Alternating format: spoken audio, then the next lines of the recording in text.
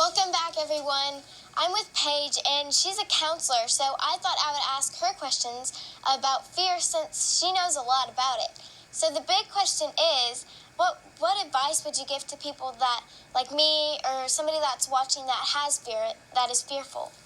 Well, my first suggestion is to talk to somebody about it. Because sometimes when we actually talk about it out loud, we realize maybe it's not as scary as we thought.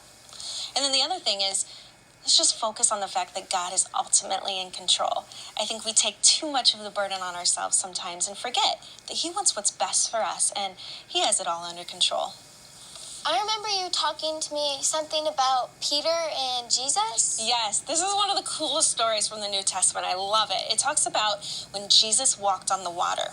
And what's cool about this story is that it happened when there was a massive storm going on. So Jesus is walking on this water. The storm is going on. He gets close to the boat that Peter's in, and he says, "Peter, come and join me on the water."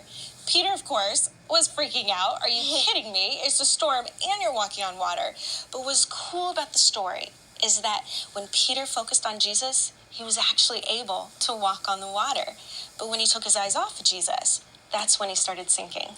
Yeah, and I know if I was in Peter's situation, I would totally freak out, and I would start looking around, like, honestly, because I would just crack under the pressure, and I would be like, okay, I don't know what I'm doing. It would be hard for me to keep my eyes on Jesus, but I know in the end it's better to focus on Him than anything else.